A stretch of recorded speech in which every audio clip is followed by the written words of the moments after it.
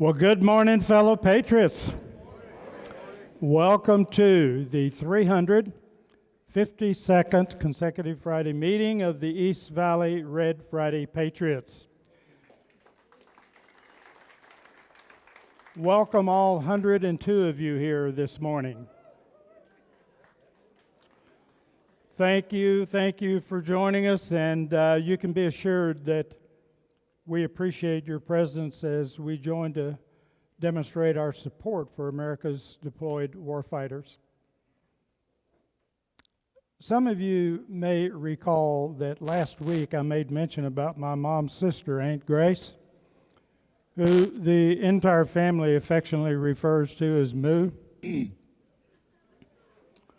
Well, Moo lost her husband, my Uncle Barton, some years ago. And only a few years after Uncle Barton passed, Moo transitioned to a nursing home over in nearby Jasper, Texas.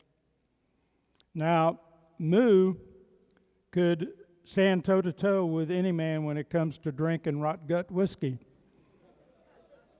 and smoking Picayune cigarettes.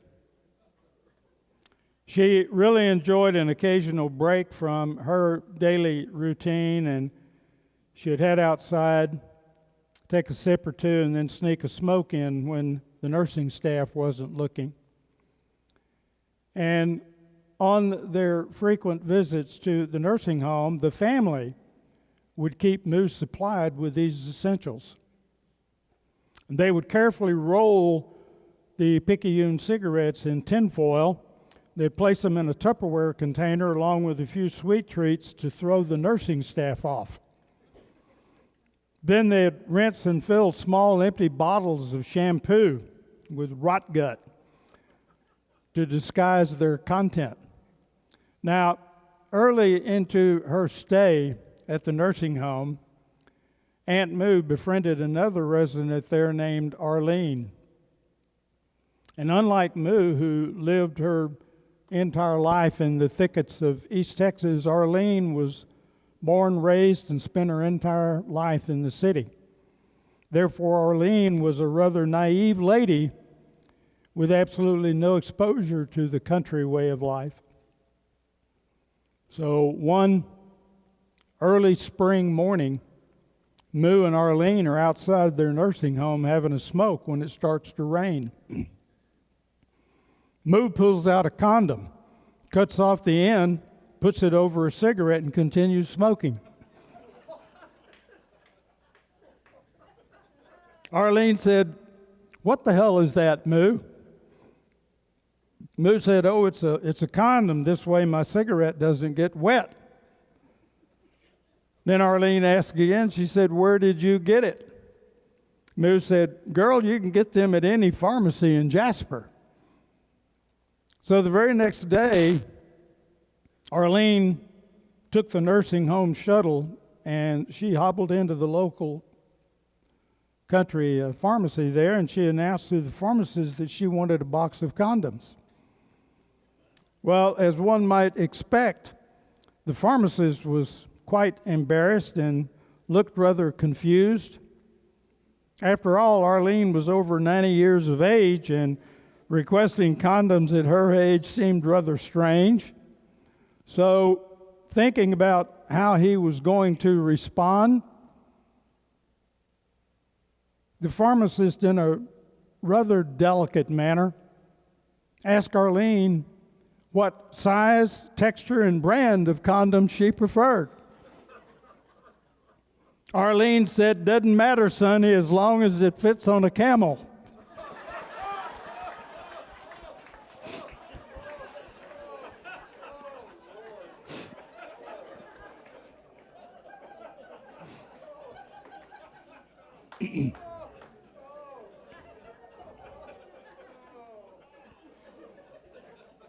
My niece is sitting in the back of this room over here, born and raised in East Texas as I was.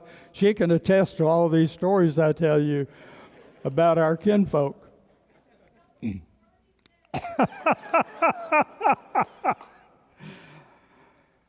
know, other than 2 world wars, there's never been a period in history when there's been as much turmoil and military armed conflict going around the world as we see today.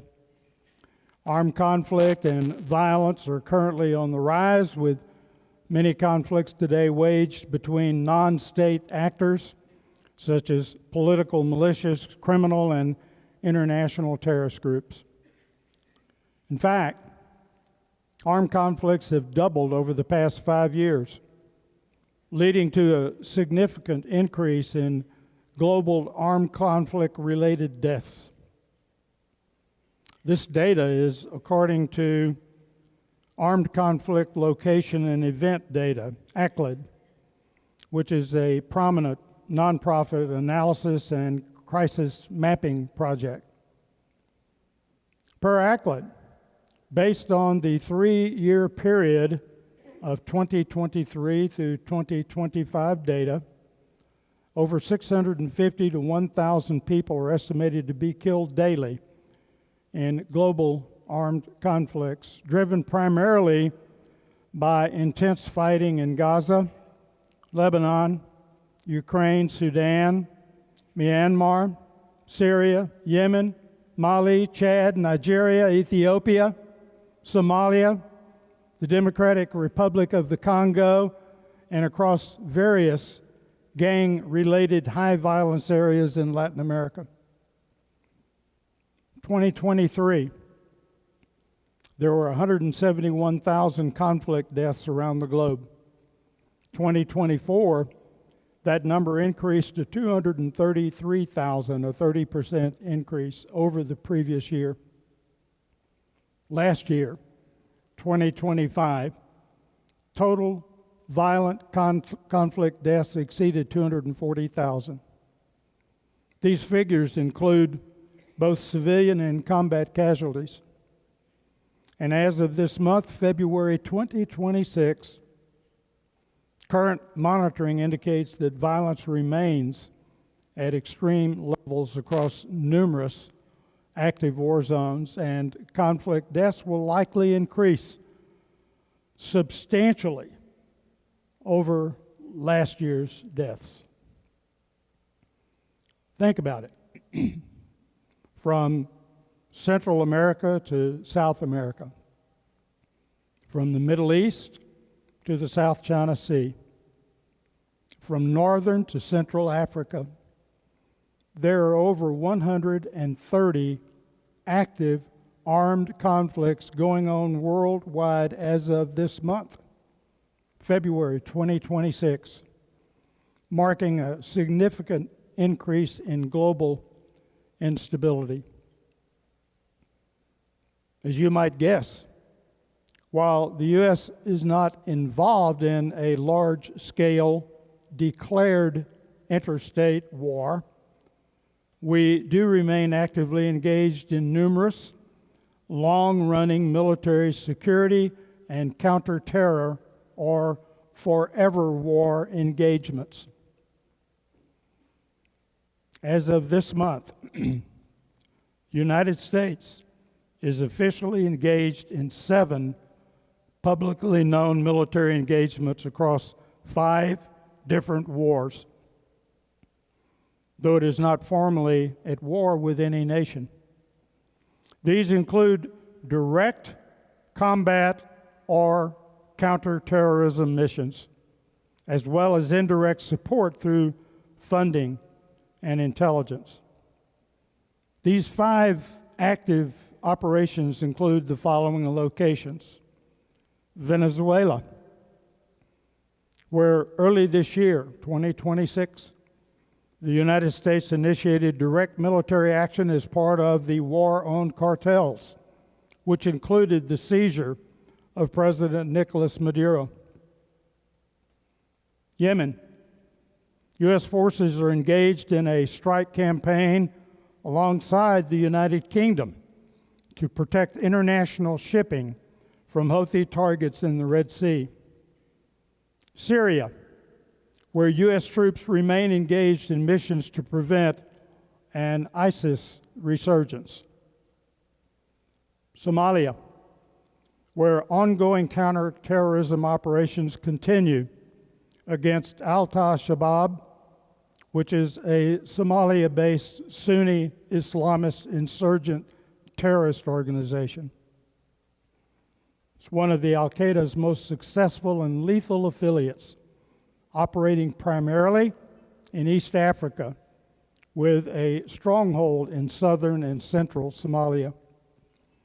The group aims to overthrow the federal government of Somalia and establish a greater Somalia government by a strict interpretation of Sharia law. And Iraq, where roughly 2,500 U.S. troops currently provide an advise and assist function to the Iraqi forces to combat the ISIS resurgence. Pardon me. Now, there are also some active confrontations and standoffs that involve the U.S., to include Iran, where the U.S. is currently in a high-stakes standoff marked by the largest air and naval buildup in the Middle East since 2003. President Trump has issued a deadline expiring this coming month in March for Iran to agree to a new nuclear deal. We have 2 aircraft carrier strike groups in that area. Mexico, where a new U.S. military-led task force recently aided Mexican authorities in the hunt for the cartel boss, El Mencho, whose killing on February 22nd sparked a wave of retaliatory violence. Taiwan, where the U.S. is currently employing deterrence strategies and support amid tensions with China. And while boots on the ground combat across various global hotspots is limited, the U.S. does engage in drone strikes, intelligence sharing, and special operations training in those regions. Only time will tell what other armed conflicts might develop around the world during the remainder of this year, and where our armed forces assets might be deployed. Therein lies the significant importance of this Red Friday group and the many other military support groups around the country. It is essential that we as Americans passionately demonstrate our unyielding support for our armed forces, for the success of their missions. So, to each of you assembled here today, thank you for supporting the mission of R.E.D. You are true patriots. Join me in the pledge.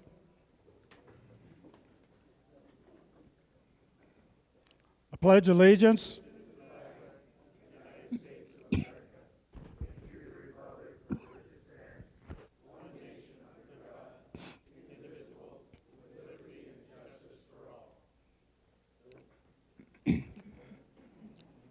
Thank you, thank you, thank you.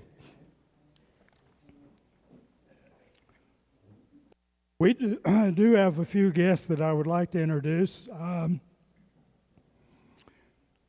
I may be calling on my friend Jim Kenyon over here shortly because I'm losing my voice very quickly again. Ed Whitney. Ed, where are you? Ed, standing right back here. Ed is a full-time resident at Las Palmas, is that correct? That's correct. Where'd you come in from, Ed? Washington State. Washington State. You've got a few folks back over there in that corner from that same area. You are a You are a veteran of the United States Coast Guard. That's correct. Do we have any other Coast Guardsmen in here today? Any other? Raise your hand.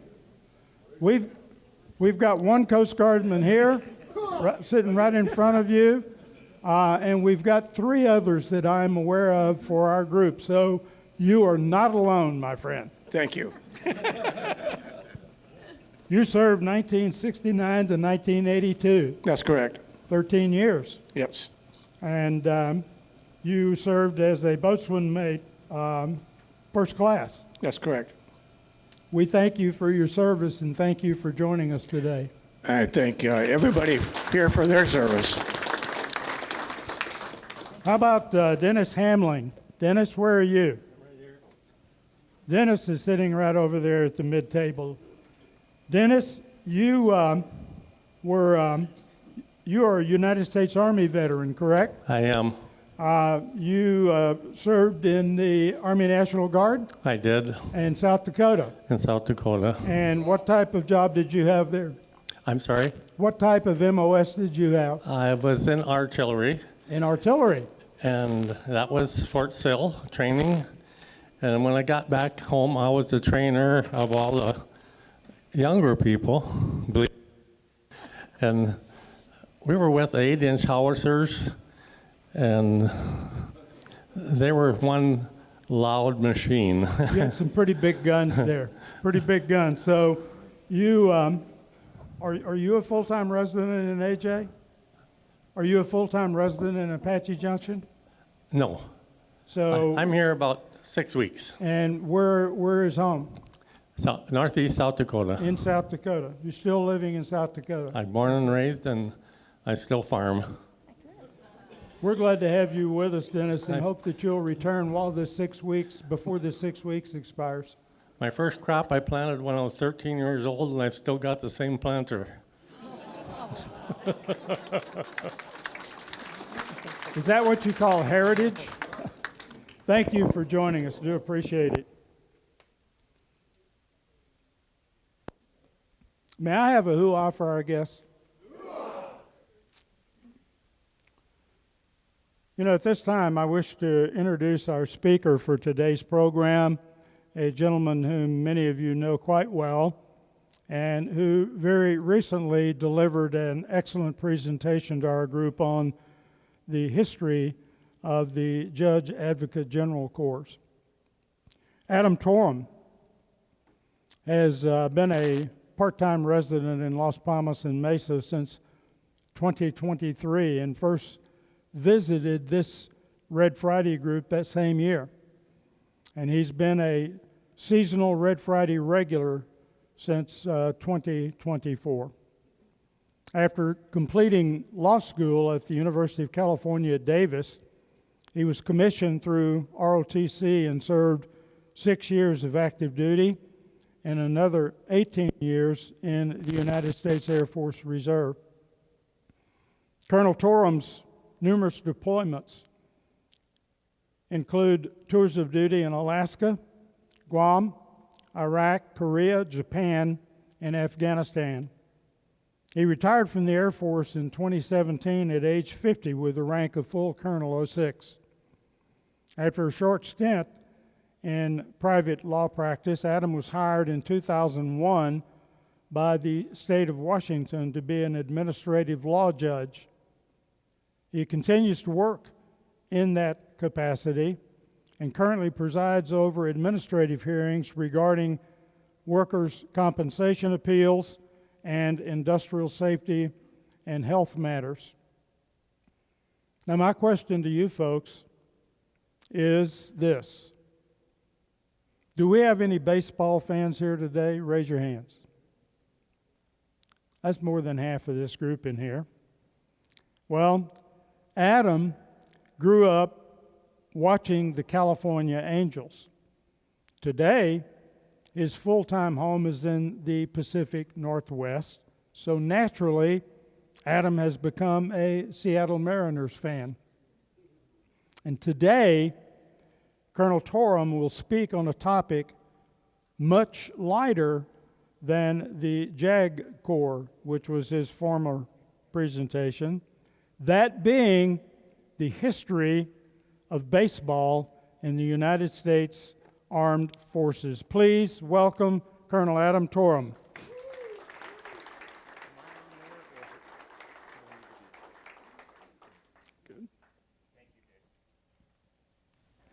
Thank you very much. Good morning, or I guess now I could say batter up. And I hope you guys enjoyed the Legion's version of the Grand Slam breakfast today. So I am excited to be back up in front of you again, and this time, as Dick said, not talking about a dry subject like lawyers, but baseball. Where is that clicker? Here we go.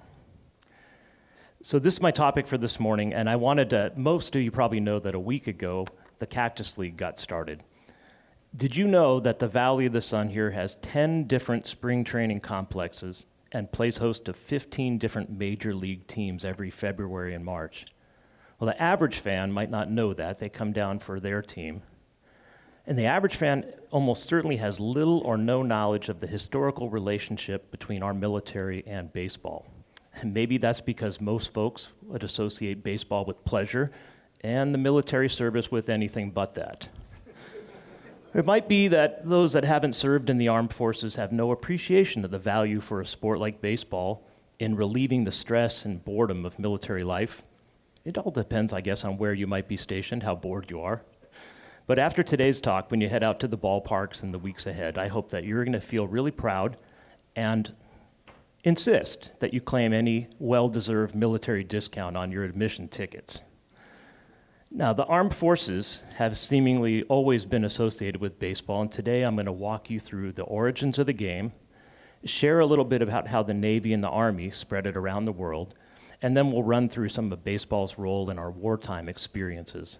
And toward the end of my talk, we'll highlight some Hall of Fame players who suited up for the colors, and then look at a few of the Academy grads who continue to do so today.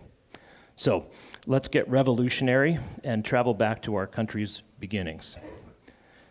When England colonized North America, the game called wicket made the trip across the pond too. And it's a forerunner of baseball, maybe a relative of cricket, which I could never figure out. But this bat and ball game known as wicket was wickedly popular in the northeastern colonies. And they'd have town versus town games of wicket. General George Washington actually played in a game of wicket at Valley Forge, Pennsylvania. That was on May 4th, 1778. And we know that because a Revolutionary War soldier named George Ewing wrote a letter about it. He said, "This day, His Excellency," as he referred to George Washington, "dined with General Knox, and after dinner, he did us the honor to play at wicket with us soldiers." And frankly, despite what's on the screen, there were no baseball cards back then yet. But I gotta wonder what would be the statistics on the back of King George III's card. So let's skip forward about 7 years, and we get to the Civil War, one of the most pivotal events in our nation's history. This war between the states was also a key event for the development and dissemination of baseball in America. Now, does anyone recognize the handsome fellow on the screen behind me? This is Abner Doubleday. He is the oft-mythologized founder of our modern game of baseball. But did you know that he was a West Point graduate, year 1842, and while he was on leave from that academy, he supposedly developed this game of baseball. It was 2 words then. It was patterned after the game of rounders, which came over from England as well. And rumors and imagination aside about Mr. Doubleday, if you ever go watch a baseball game at West Point, your seats are going to be at Johnson Stadium's Doubleday Field. While Abner Doubleday might not have actually invented baseball, he may be said to have actually started the Civil War.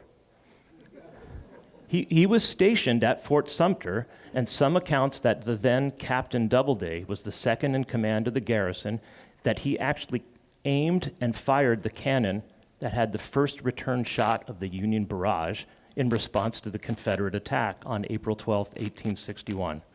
So I was like, talk about a deep fly ball, this guy. So Abner Doubleday actually led troops at Gettysburg, and he eventually became a Union major general during the course of the Civil War. He's buried in Arlington National Cemetery, and whatever his true role was in creating our national pastime, his is definitely an interesting story. Now, competitive baseball clubs had already multiplied in our country before the Civil War, and many men continued to play when they were not in active combat. Soldiers from both the Union and Confederate armies found themselves with considerable downtime between battles, and what do? Play baseball. Troops on the march would take out time to play, and prisoners of war staged games. This slide behind me shows Union prisoners playing at the Confederacy's Salisbury prison located in North Carolina. There's a record that on Christmas Day in 1862 in Hilton Head, South Carolina, an unheard of crowd of over 40,000 soldiers watched a game between the 165th New York Volunteer Infantry and a team picked from other Union regiments. Several of those Civil War veterans went on to play in what's called the National Association. That was our country's first professional baseball league, and it existed from 1871 to 1875. A man named John Thorne is Major League Baseball's official historian, and his quote that I took here is, "Wherever the military went, it seems a ball and a bat were in the knapsack." And without our armed forces, the progression of baseball as an international pastime would certainly have been slower.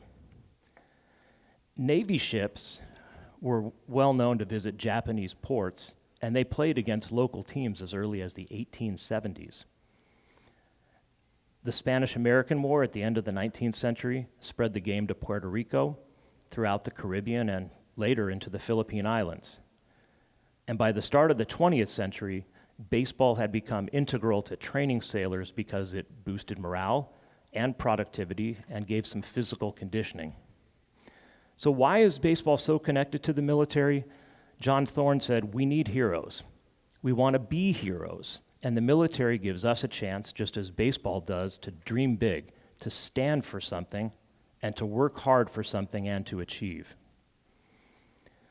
Let me introduce you to one of those heroes. This is Hank Gowdy. He was the first big leaguer to actually enlist in World War I. His major league career started in 1910 with the New York Giants. He actually underperformed in baseball and was traded early in that season in 1911 to the Boston Braves. There, he still didn't find his stride, and he was demoted to the minor league Buffalo Bisons, where he honed his craft as a catcher under the watchful eye of a man named George Stallings. Stallings was himself the son of a Confederate general, and by that time a veteran baseball manager. Under his guidance, Gowdy's bat heated up in Buffalo, and the following year, when Mr. Stallings helmed the 1914 Miracle Boston Braves, he installed Gowdy as the backstop for the team's great comeback, and they actually overtook the New York Giants. They made it to the World Series, and long before Reggie Jackson, who we know as Mr. October, Hank Gowdy probably was the original owner of that name. In that World Series, he hit .545, including 3 doubles, a triple, and a home run. He continued to play catcher for those Braves in 1915, 16, and 17, but then came the World War.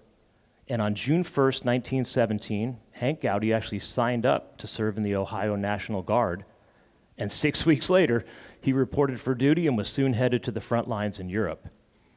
Hank Gowdy served with distinction in the 166th Infantry Regiment, and he became part of the Fighting 42nd's famed Rainbow Division.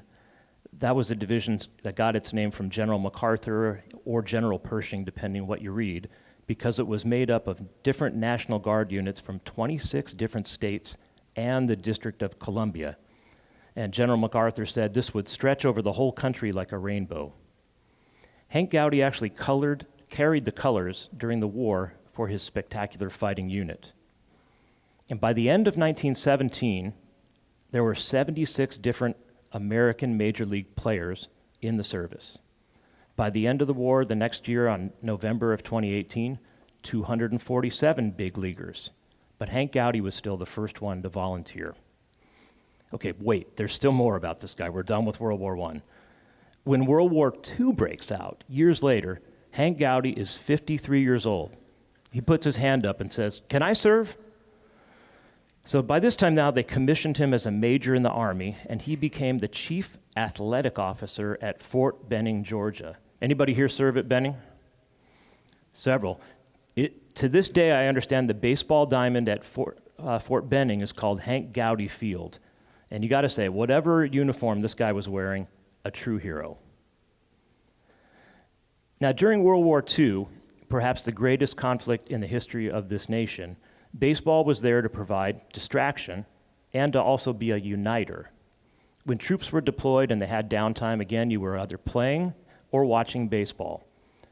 Their officers, they liked the game because their subordinates weren't drinking, doing something stupid. That's where the lawyers came in again. But these guys were actually taking part in something, an activity that might be considered wholesome. And they even organized games on the deck of aircraft carriers. No long fly balls allowed there. Now, as the military continued to play ball, they perhaps unwittingly helped bring about major social changes too. Baseball became a common interest and a distraction for both men and women. Whites and blacks took an interest in the game, even if they played in separate, segregated leagues. But the common enthusiasm of Americans for a simple ball game brought ordinary people together in new ways and allowed them to cross barriers that society might have otherwise found impenetrable. During World War II, when men started to disappear from their towns, baseball leagues found that they didn't have the ability to field teams. Women took their place. Everybody knows the name Philip Wrigley. It's, yes, that same Wrigley who also owns the chewing gum empire. He owned the Chicago Cubs. He was afraid that professional baseball would collapse when the War Department notified the major league owners that their 1943 season might have to be postponed. So Wrigley created a girls' baseball league to play at a professional level. Mr. Wrigley figured that World War I showed the world for the first time on a large scale what women could and did do. And he figured World War II was going to demand even more of the fairer sex. And he ensured that Rosie the Riveter's non-factory counterparts did their part to save the game of baseball too. Worked for him. He kept selling, right? So the All-American Girls Professional Baseball League was created in 1943, and it employed women from both the United States and Canada. These ladies were definitely an attraction that was both patriotic and fun, but they were really talented ball players, and they made some history too. On July 1st of 1943, as part of a recruiting push for the Women's Army Auxiliary Corps, the WACs, Mr. Wrigley hosted a WAC softball game, and that was played at Wrigley Field at 6 o'clock p.m. He hosted the Women's Baseball League at 8:30 p.m. And if you know anything about the history of Wrigley Field, well, it probably stays light in July for a little while up there, but at 8:30 you're going to start a game. He installed 3 banks of temporary lights on poles behind first base, third base, and home plate. This became, on July 1st, 1943, the first ever night game at Wrigley Field. Now, the outfielders probably couldn't really see what was going on, but the women played another night game there in 1944. What do you say about the Chicago Cubs, the actual men's team? They never played a night game until 44 years later in August of 1988. So thank you, ladies, for leaving the light on for us. Now, the Professional Women's League is romanticized in the popular movie A League of Their Own, and it's Peaches of Rockford, Illinois. That league continued to play until they disbanded in 1954. So the breaking of social barriers, though, with the military and baseball was not limited to gender differences. Racial divides were next. In September of 1945, at the end of the war in Europe, U.S. forces staged a GI World Series. There was a team based in France called the Overseas Invasion Service Expedition All-Stars. Go figure. They took on the best that General Patton's 3rd Army's 71st Division, the Red Circlers, could muster. And the Red Circlers, I guess, was named for the patch on their sleeve. 50,000 spectators turned out to see the first game in Nuremberg, Germany. It was held in the same stadium where the Nazi Party hosted its rallies. They played 2 games, and the series was tied 1-1, and then the teams shifted to Reims, France. That was where the German surrender had taken place just months earlier in May of 1945.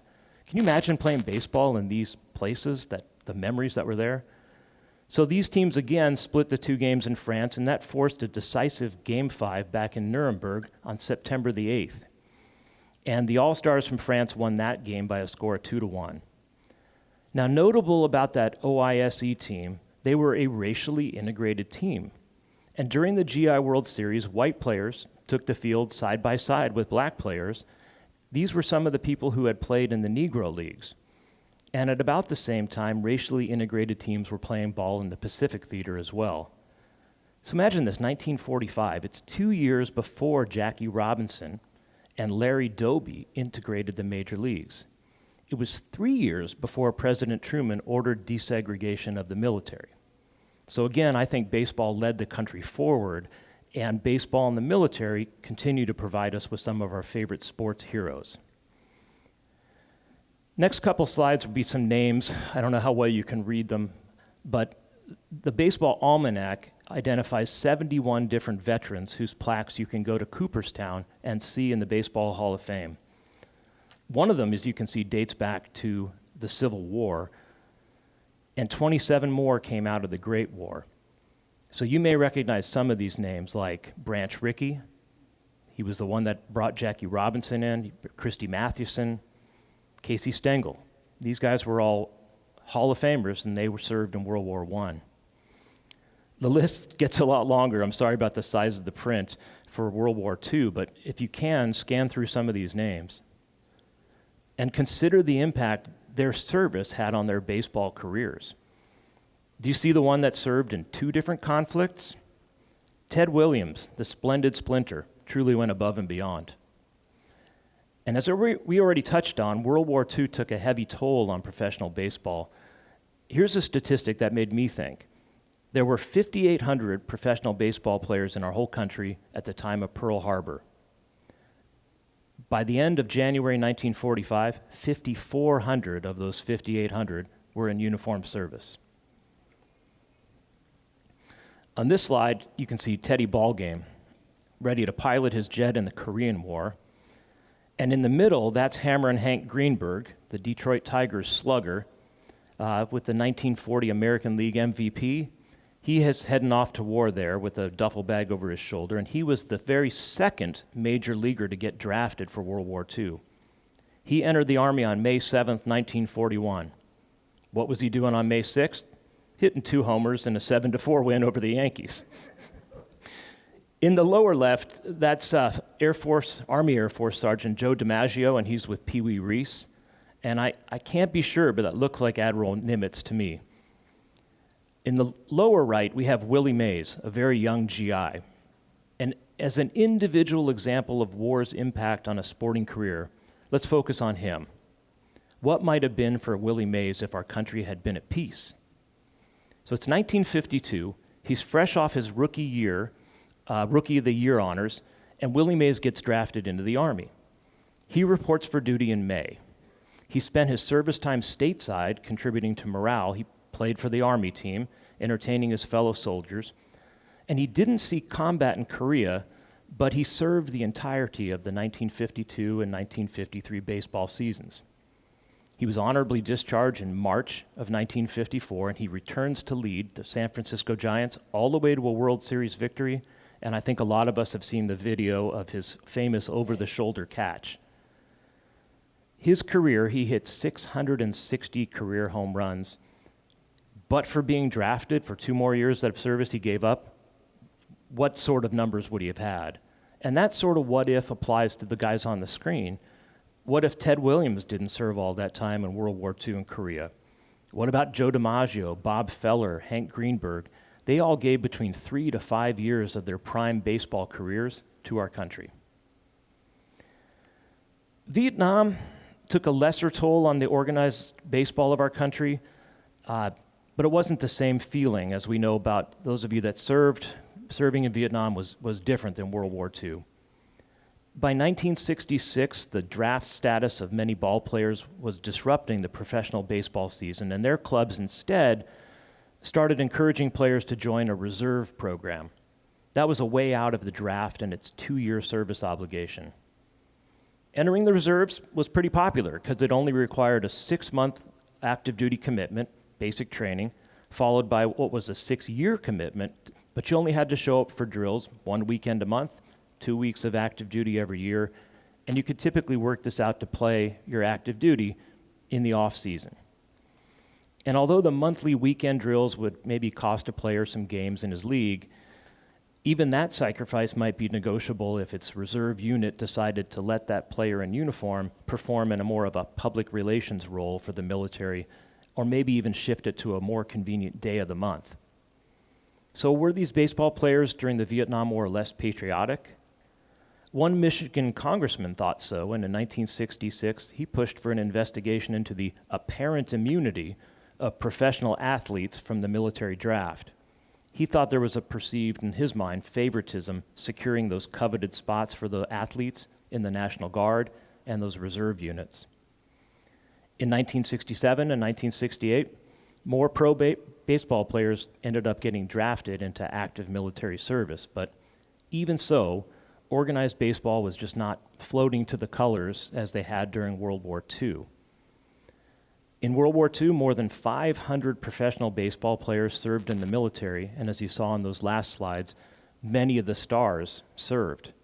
During the Vietnam era, there were a lot more teams, a lot more players around the country, but only 50 of those players actually served, and none of them were the stars.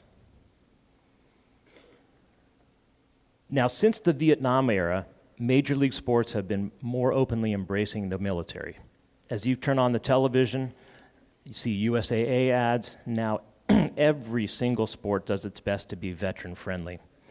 Later this year, I found out the Seattle Mariners plan to actually unveil a statue outside the stadium with their players from the 2001 team who memorably raised a flag in center field following their first game back after 9/11. That's going to be in a statue outside the stadium. 10 years ago this summer, baseball demonstrated its renewed commitment to patriotism by playing their first ever regular season game on an active military base. It was on Sunday, July 3rd, 2016, and Major League Baseball sunk $5 million to convert an unused golf course on Fort Bragg into a stadium. I'm in the Air Force, and there are no unused golf courses. But they built this stadium and had a seating capacity of 12,500. ESPN aired the game on a national broadcast, and the Florida Marlins defeated the Atlanta Braves 5-2. The game counted. After the event, those grounds were converted into a softball field and a recreational complex, and it still serves active duty personnel today. Today's all-volunteer force doesn't often provide Major League Baseball with stars, but our nation's service academies, they have baseball teams, and sometimes they turn out pretty serious talent. The first graduate of the Naval Academy to play in a Major League game was named Nemo Gaines. Left-handed pitcher, graduated in 1921. And he was granted special leave that year to pitch for the Washington Senators. There would not be another Annapolis grad in the majors until 2015. And they had two different relief pitchers, a guy named Oliver Drake, another guy named Mitch Harris. They made their MLB debuts within months of each other. And Harris, he had to do so after completing a 5-year service commitment. The Army, they can lay claim to 2 West Point graduates who recently played in the majors. There's a pitcher named Chris Rowley, right-handed guy. He signed with the Blue Jays in Toronto in 2013, but he had to complete his 2 years of active service before he could get back to baseball. He got his first cup of coffee in the show in 2017, and he only had limited playing time the next year. The next Army graduate from West Point to play was Jacob Hurtubise. He was an outfielder signed by the Cincinnati Reds in 2020, and he had his request for a service deferral approved, and he came out in May of 2024. He was a pinch runner for the Reds against our Arizona Diamondbacks. If you go today to spring training and you go out to Family Fields, he's playing for the Milwaukee Brewers. Now, my favorite service, the Air Force, had a guy named Griffin Jacks become the first graduate of the Air Force Academy to appear in a major league game. He was pitching on June 8th of 2021 for the Minnesota Twins against the Yankees. And he's still around. He's going to be playing, it looks like, for the Tampa Bay Rays this year. But perhaps the most famous player now associated with the Service Academy is Paul Skeens. How many of you know his name? Mr. Skeens was a phenomenal starting pitcher as a rookie for the Pittsburgh Pirates. He was actually the #1 draft pick in 2023 when he was attending Louisiana State University. But before that, he has 2 years at the Air Force Academy, and he throws the 100-mile-an-hour fastballs for the Fighting Falcons. He transferred after sophomore year to make sure the service commitment was not going to interfere. I think the paycheck was probably better too. Wrapping up here, I hope today's talk has you ready. Get out there, have some peanuts and Cracker Jack, and not caring if you ever get back except for on Red Fridays. But I hope you're ready to get out to the ballparks here in the Valley, knowing a little bit more about the heritage of our national pastime. As you know, the Cactus League runs through late March, and the World Baseball Classic is actually firing up in just a few weeks. If you want to see a sneak preview of Team USA, they'll be doing an exhibition game next Wednesday afternoon with the Colorado Rockies. And I want to put a plug in for VetTix. How many of you know about VetTix and use it? I want to see more hands as we go, because VetTix has quality baseball tickets out there, 4 of them at a time for any of the stadiums here if they're available, less than $20. So your parking is going to cost you more than bringing the family to the game. I want to make sure when you guys stand up for the national anthem, when you're at the ballpark, please let your veteran pride swell a little bit more. Baseball's done a lot for our country, and our country's done a lot for baseball. Thank you so much.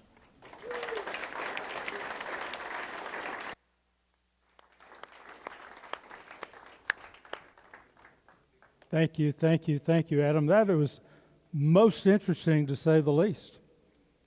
You know, I realize that you have historically been somewhat of a reserved and shy person, and that in association with others, it's difficult for you sometimes to be able to strike up conversation. But we do recognize your passion for the game of baseball, so therefore we thought that we would present you with this lapel pin, which is a baseball bat, glove, and baseball. You can wear this on your collar, and it might be something to help you strike up conversation on a topic that you are greatly familiar with. Well, thank you very much, Dick.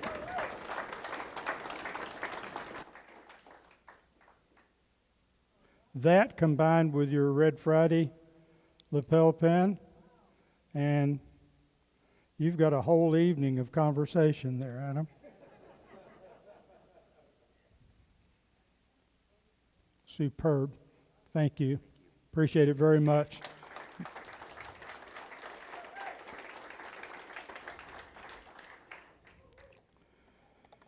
Stellar. Thanks for all of that research. That was outstanding. I do have a couple of 3 announcements that I would like to make. One,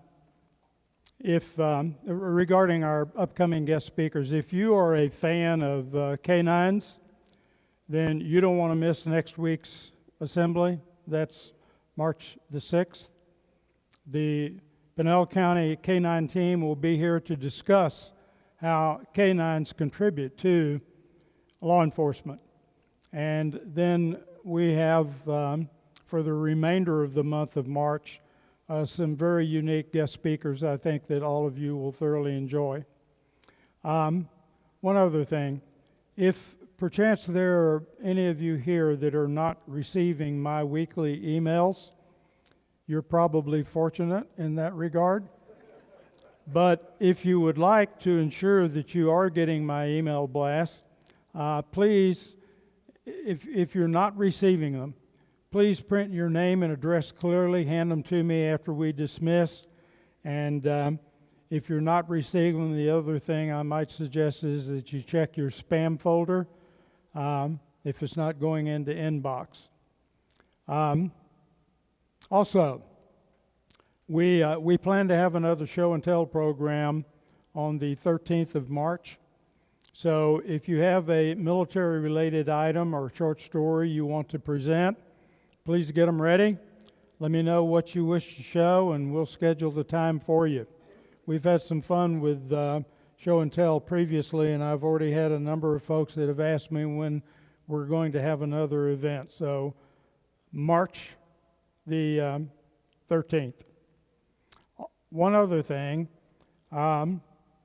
we've had more of the Red Friday business cards printed detailing our Red Friday program, and we've made these available so that when you meet someone and you wish to have them join our meeting, all of the logistics are printed on the card. So please, they are located at the greeting table. So whenever you exit, if you need a couple of three of those cards to keep in your wallet or your purse, hand out whenever you run across a prospect for our Red Friday program.